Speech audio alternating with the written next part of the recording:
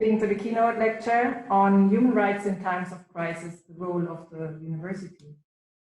And I'm very happy to welcome our keynote speaker, James Cavallaro. He is the executive director of the University Network for Human Rights and has taught human rights law and practice for many years, most recently at Stanford and Harvard, where he also established and directed human rights clinics and ran human rights centers.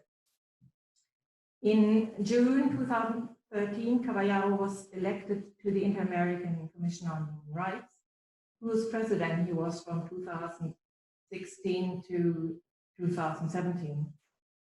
Jim has dedicated 30 years to human rights advocacy, both on the national and the international level. And he is frequently called upon by civil society and the media as an expert. His publications on human rights are by far too numerous to mention. Among the most recent are a casebook on the Inter-American System with OEP, works on the ICC, and the Inter-American Human Rights Commission. Jim will talk to us about the multiple current global crises affecting human rights and what we can expect from educational institutions, specifically the university, in this context. His talk examines the role of university in fostering these crises and also how we can rethink universities as advocates for human rights. And after Jim's talk, there will be a response by Samuel Moy. Sam is Henry R. Luce, professor of jurisprudence at Yale Law School and professor of history at Yale. He has written multiple books in the field of European intellectual history and human rights history, including The Last Utopia, Human Rights in History. His most recent books are Christian Human Rights of 2015 and Not Enough Human Rights in an Unequal World of 2018. Over the years, Sam has written in multiple papers, such as the Boston Review, the New York Times, the Wall Street Journal, and the most recent publication that I have seen was in the German Spiegel magazine last week, where he was interviewed on Donald Trump's chances before this US Supreme Court. Spoiler alert, the chances are good. So, Jim, Sam, I look very much to hearing from you, and now I would like to give the floor to Jim Cavallaro. Jim? Thank you so much. Can you hear me, folks? Great. So let me start by thanking everyone involved in the organization of this event, which has so far been fascinating, engaging, and on time, a rare combination. And I'm honored to be here and to be able to speak to this group. It is very humbling. And what I would like to do is set out a series of ideas in about 20 minutes, and then take advantage that we have Sam Moyne and Frauke to comment and guide other questions and discussion, rather than to present a longer, more closed set of arguments. So I'm going to discuss some concerns and theses and ideas about the current human rights crisis and the role of the university in that crisis and where we might move forward, in part based on the idea, which is I think actually incorrect for the opinion, but crisis as danger and opportunity, whether or not that's accurate linguistically, it's a good frame for us to think about the situation that we're in. Enormous dangers, we see them, but there may also be opportunities, and hopefully opportunities for the university. So first, let me draw on what has been said already so that I don't have to repeat. The discussions about torture possibly increasing in the context of the pandemic, restrictions on privacy, the idea of toxic speech. But if we look at so all of those, I'll just remit to the earlier references, but let me just point out some of what I think are the key defining elements of the current crisis in human rights. And in addition to the prior presentations, I would emphasize the rise of ethno-nationalism. Clearly, you see that in the United States with Trump, but also in Brazil with Jair Bolsonaro. You see it in Netanyahu in Israel, Viktor Orban, Putin, Erdogan. And you know, the results this week, as we're watching in the United States, are maybe a cause for some relief. But let's remember that 71 million Americans voted for Donald Trump after 4 years of ugly ethno-nationalist authoritarian rule.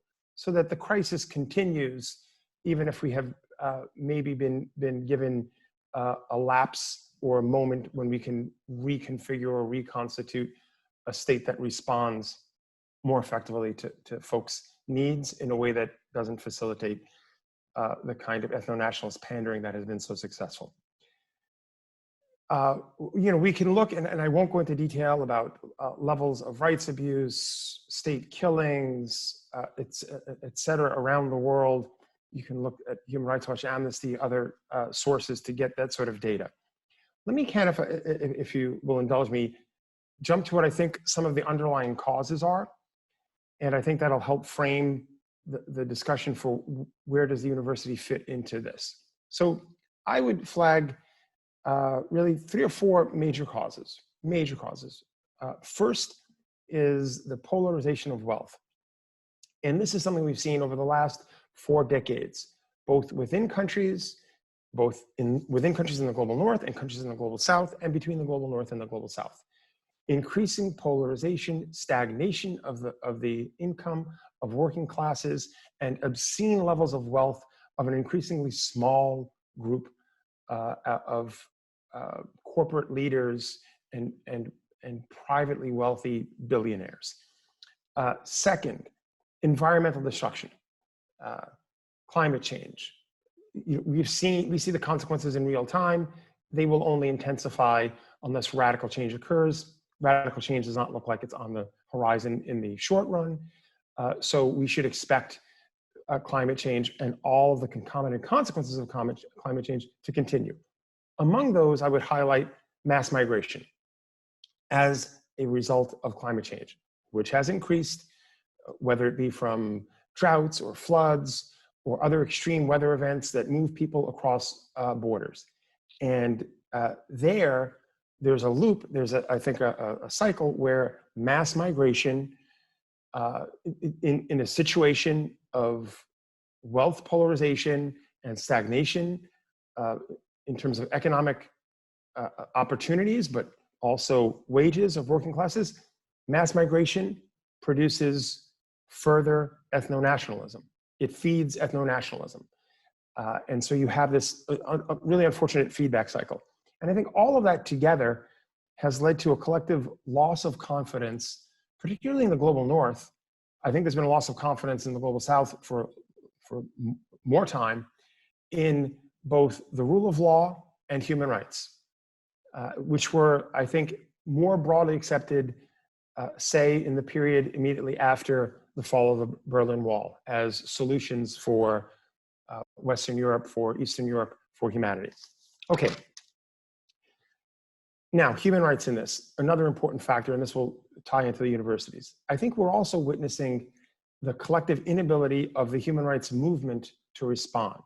And let me underscore movement, because I think part of the failure of human rights to respond to the global challenges that have faced it come from the fact that the human rights community or international community concerned about human rights really is not a movement. And there, let me just flag the work of James Peck, a text called Ideal Illusions, where he describes in the United States, but this could map on as well to most other parts of the world, I think, including Western Europe, but I defer to the Western European experts here. But there's a bifurcation in the human rights movement. In the 1960s in the United States, the civil rights movement, if you look at Martin Luther King, is also closely in touch and working with the anti-war movement, an anti-capitalist, anti-imperialist, and global solidarity movement that's anti-racist and pro-civil rights.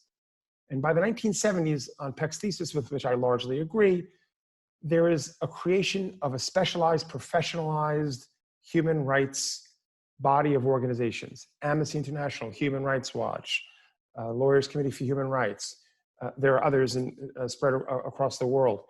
But these organizations split from the grassroots anti-war, anti-imperialist movement, and they become more professionalized and more limited in their mandates. And so I'll just flag two examples of that. And all of this we can talk about on Q&A, but two examples. Human Rights Watch, to this day, and this is something that goes back to the 1980s, takes no position on aggressive war. Human Rights Watch has had no position about whether the US invasion of Iraq was in violation of international law or not.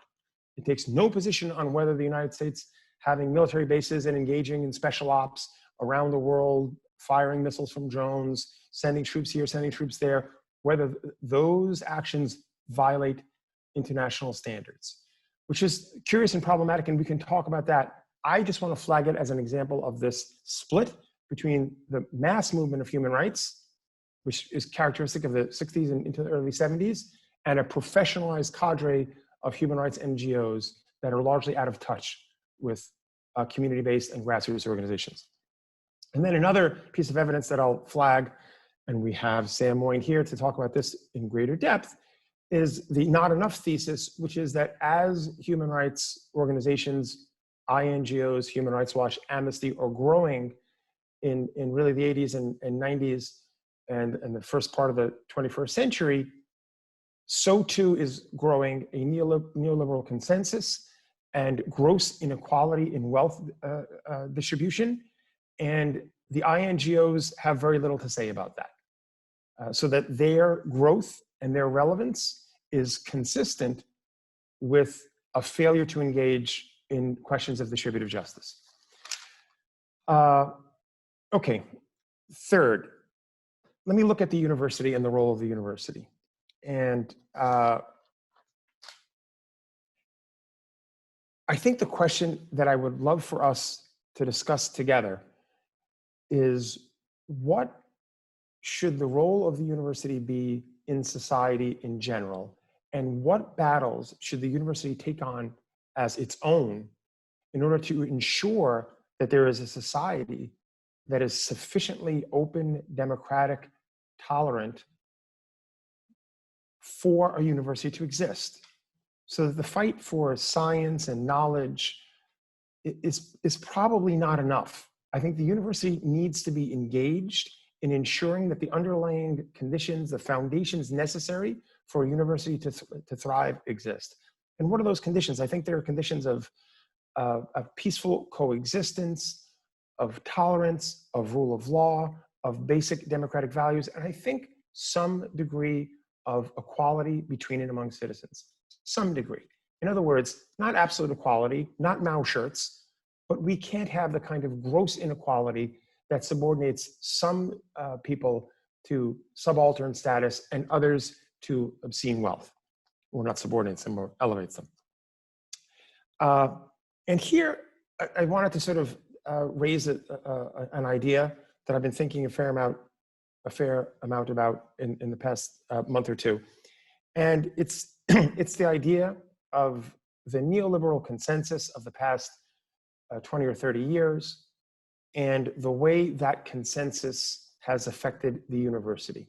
And if I want to take a step back and look at some of the theoretical underpinnings of that neoliberal consensus. And a big part of that, I think, is linked to the idea of meritocracy.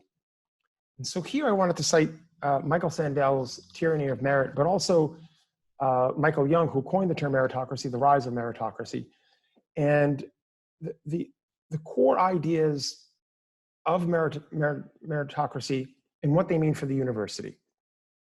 And so if we think in the United States, I think this is also true, and Sandel makes this point in the UK, maybe less so in continental Europe, but still largely the case. The major parties in the US and in the UK have accepted until the last election cycle, the last few years with, say, Bernie Sanders and others. But in the Democratic and Republican parties from the 80s, 90s on, post-Cold War, there's a sense that both parties accept that the objective of a good society is one that creates opportunities for all. Everyone should have an equal chance. We should have a level playing field. No one should have unfair advantages. And then the main disputes between Republicans and Democrats, and I would say between Tories and Labour in the UK, and this is more or less true in other parts of Europe, is about whether we have a level playing field and what we should do to make that playing field more level. Should we have affirmative action? Should we not have affirmative action? But the idea is about equality of opportunity and not about equality of result. And what are the consequences of that? First, the consequence for those who succeed in a meritocracy is that they can convince themselves that they are superior and that their earnings, their wealth is just. They're just desert for their merit, for their superior skills. And they can also accrue more because accruing wealth is righteous in a meritocracy when it's not in a class-based society or in a society of privileges or aristocracy. One, so there's a level of arrogance and of superiority and of wealth accumulation. And then on the other hand, there's, for those who are the losers, for those who are the working classes, there's a sense of inferiority, there's a sense of loss of dignity, and with that, a sense of resentment of the system. And then Sandel analyzes what this has meant in terms of politics. Quite briefly, it's meant in the US, the Republicans have gained supporters from the working classes, as has the right in the UK, the Tories, and Brexit. And the Democrats and Labour have lost working class supporters. What this means for the university, though, which is important, is that the university becomes, in effect, the ultimate arbiter of success in our meritocracies. That is, the university as the body which can credential, which can certify that an individual has academic, intellectual capacity and should be a leader, should be hired by the best firms, the best companies, etc. The university controls that. So that the university, willingly or not, is a key player in a grossly unequal meritocratic structure. Its role is essential.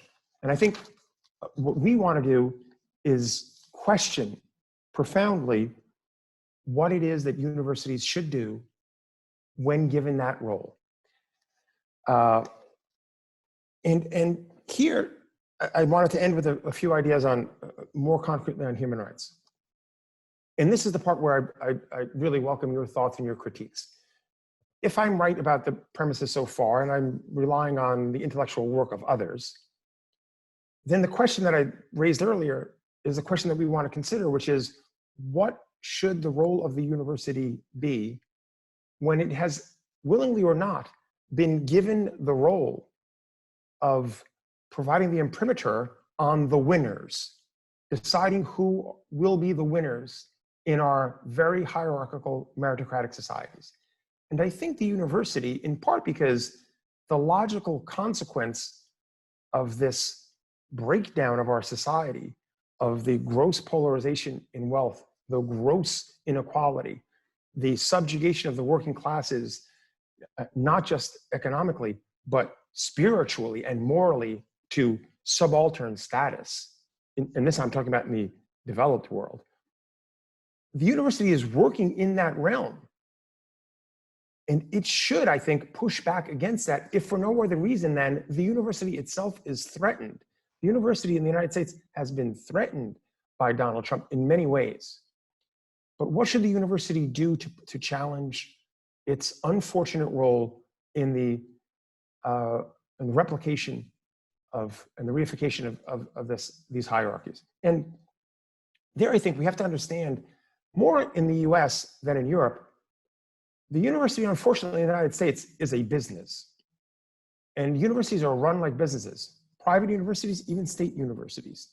They have to have more receipts, more income than expenditures. We saw this in COVID, where the most generous interpretation of what US universities did in calling back their students was to hope against reason that COVID levels might retreat and that the winter might not be terrible. Everything is showing that that bet was a terrible bet, which pretty much, not all, but the overwhelming majority of public health officials said was a terrible bet. But I think they did that because their bottom line drove them to do that. Not a commitment to learning, not a commitment to excellence, not a commitment to education, not a commitment to production of knowledge, a commitment to their bottom line. So we have a real problem in the United States in trying to change the university in that it is run like a corporation. In Europe, where I've read, but I don't understand as well, I think you have greater parameters and you are less driven by financial incentives, but I still think there needs to be significant change. And then in terms of human rights, and with this I'll finalize and I will be done in 20 minutes. I think what's happened in human rights in the university parallels what's happened to human rights in the world of practice. And that is, it has become a specialized and legalized field. I'm talking about human rights practice. All of us can study human rights from our diverse disciplines, and that's great. But in terms of who is being trained in the university to engage in human rights, that is a nearly exclusive legal function. You have many, many master's degrees in Europe. We have master's degrees and JDs and other sorts of degrees where you can study human rights. Very few of them, if any, address human rights practice outside of the law. So you can study human rights, but if you actually want to learn how to engage in human rights, there really isn't much space, because the idea is that human rights is a job that's done in an office by those with higher level degrees and understanding, as opposed to human rights is about working directly with communities, grassroots, like the 1960s when anti-war and anti-imperialism and anti-racism and anti-materialism all came together in community organizations. So I think we need to move the university to do a few things. First, I think we need to move the university to get out of its cloister and to be much, much, much more involved in the communities in which they're involved. And thinking about educational programs that are not directed to people who are going to get master's degrees or PhDs or be academics, but who are going to do things in the real world. And then in terms of human rights, I think we need to focus on training people in human rights.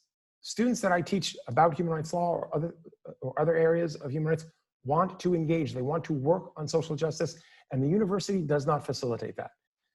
The last thing I'll say is I was at Harvard and Stanford for years training lawyers. I got tired of training lawyers. I decided we had to train people in other disciplines.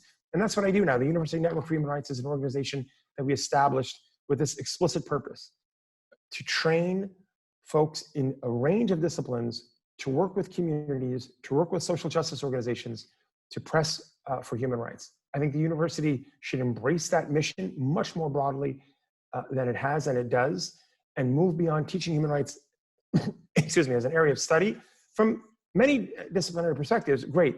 Move beyond that to how can we engage in communities to ensure respect for human rights, but also to ensure the basic conditions of a roughly equal, democratic, tolerant society exist, because those are conditions that we need as universities to exist. So thank you. Those are my initial thoughts. I appreciate your patience, and I think I'm at 20 minutes and a few seconds. First, I buy the critiques that Jim has made of the university. In every society, education, and especially higher education, has been the engine of the self-reproduction of society. And of course, that's what our institutions do. And I think frighteningly, as Jim suggested, they've actually become greater participants than in the decades immediately after World War II in the entrenchment of class hierarchy in our own day, even as they've become notably and importantly diverse spaces in other ways. And, that's terrible in ways I think we're only beginning to acknowledge and see. Still, I think in the end, I would say that critiquing the university, especially as denizens of it, is not the place I would start. It's one of the least problematic institutions in these societies for all of the flaws of these societies. And it gives us, the people on this Zoom event, something precious, which is freedom to use, to analyze, and possibly organize. So that's where I would want to fault the university, which is that we could think of ourselves as part of, you know, a range of think tanks in universities and on their margins for emergent political movements.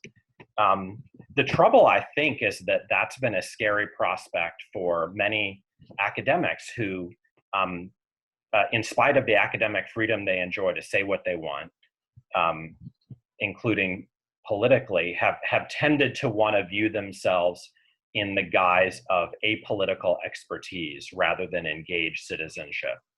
And even when, you know, by doing so, they've advanced values they care about and opposed others in their societies, they haven't kind of been clear about their own identities and political roles. I'd argue that actually the growth of human rights scholarship in the academy was already a kind of political movement or think tank within the university that dared not, you know, admit it was that kind of thing.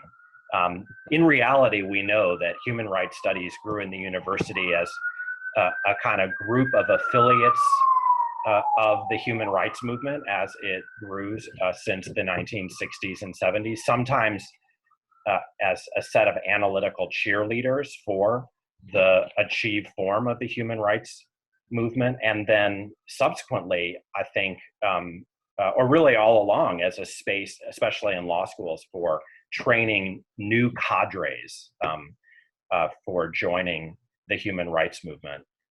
And, you know, the more elite you got within a university, the more elite the outcomes for professionalizing universities could offer.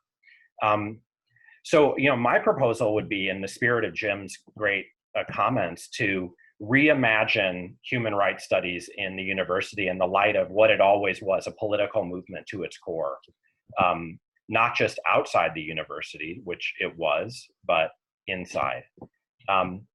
I totally agree with Jim that in doing so, it ought to remember that the human rights movement emerged out of a set of broader new social movements, the anti-war movement and socialist movements, and think about what forms of internationalism from the past that human rights ought to be involved with in the future.